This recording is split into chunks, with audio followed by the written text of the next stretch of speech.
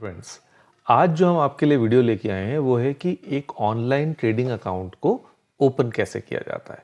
हमने अपने last video में आपको ये बताया भी था कि ऑनलाइन ट्रेडिंग अकाउंट की रिक्वायरमेंट क्या होती है, कि हम उसकी क्या ज़रूरत है। तो हमने कहा था कि भाई वो जो हम ऑनलाइन ट्रांजैक्शंस करते हैं, इनफैक्ट जो शेयर ट्रेडिंग ट्रांजैक्शंस करते हैं स्टॉक मार्केट के अंदर बाइंग और सेलिंग की, वो ऑनलाइन ट्रेडिंग अकाउंट के थ्रू ही की जाती है। बट उस ट्रेडिंग अकाउंट के बिना आप कोई भी शेयर ट्रांजैक्शंस नहीं कर सकते। अब उसको ओपन करने के लिए आपको कोई ना कोई ब्रोकर को सिलेक्ट करना पड़ेगा। अब क्योंकि डायरेक्टली नहीं किया जा सकता, तो इसका मतलब ब्रोकर की तो रिक्वायरमेंट है ही है। और हमें फिर क्या ध्यान रखना है कि वो ब्रोकर जो है लाइसेंस्ड ब्रोकर होना चाहिए, लाइसेंस्ड बाय एनएसई यानी नेशनल स्टॉक एक्सचेंज, या फिर बीएसई यानी बॉम्बे स्टॉक एक्सचेंज। तो जिससे कि आप किसी गलत ब्रोकर या अनऑथराइज्ड पर्सन के पास ना चले जाएं और अपने हार्ड अर्न मनी को आप गवा बैठे। तो ऐसी गलती कभी मत करिएगा।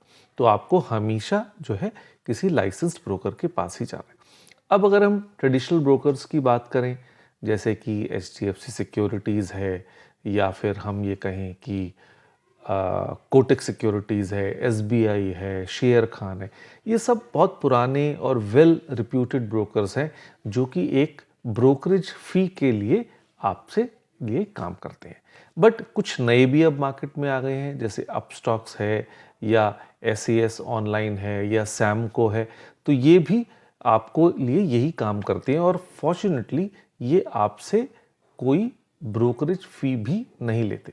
बट इम्पॉर्टेंस इस बात की नहीं है कि ब्रोकरेज फ़ी वो लेते हैं या नहीं लेते, क्योंकि हमारे लिए रेप्यूटेशन बहुत इम्पॉर्टेंट होती है, और रेप्यूटेशन पे ही ट्रस्ट बनता है। तो हम ये सोच सकते हैं कि अगर कोई ब्रोकर करीब 15 साल से अगर मार्केट में काम कर रहा है, तो हम इस बात को अज्यूम कर सकते हैं कि भाई ही इज़ रीजनेबली गुड। अब जहाँ तक ब्रोकरेज की बात है, तो देखिए बहुत सारे अलग अलग तरीके के चार्जेस जो हैं, ये हम जब ट्रांजैक्शंस करते हैं तो हमारे लगते हैं। एक तो हम जब ऑनलाइन ट्रेडिंग अकाउंट ओपन करते हैं तो एक तरीके से वन टाइम पेमेंट होती है उसकी, मतलब लाइफ में एक बार अकाउंट ओपनिंग के टाइम। फिर हमारी अलग अलग ट्रांजैक्शंस के ऊपर जो है, हमारे के ऊपर कोई ना कोई जो है फ़ी चार्ज की जाती है।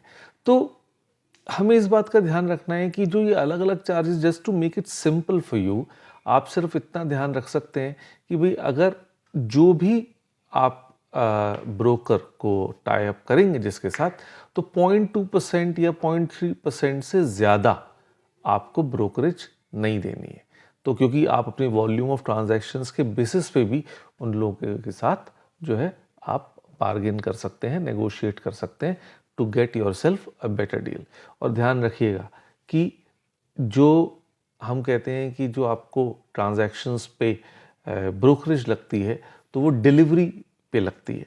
डिलीवरी का मतलब ये है कि अगर आप अपने पास शेयर्स कम से कम एक दिन के लिए रखेंगे या एक से ज़्यादा दिनों के लिए रखेंगे, तभी वो ब्रोकरेज फ़ी लगेगी। तो ध्यान रखिए, इंट्राडे यानी सेम दिन परचेज करके सेम दिन वाले चक्कर में मत पड़िएगा, क्योंकि वो बहुत ज़्यादा रिस्की होता है। तो ऐसे किसी की सजेशन में कि भैया सुबह ख़रीद लिया शाम को बेच दिया तो आप इतना पैसा कमा सकते हैं, इस चक्कर में नहीं आइएगा। इन्वेस्ट करिए, स्टे इन्वेस्टेड, और फिर आपकी जो इन्वेस्टमेंट्स हैं सेफ भी रहेंगी। तो संभल के करिए, अच्छे से करिए। Good luck to all of you. Thank you.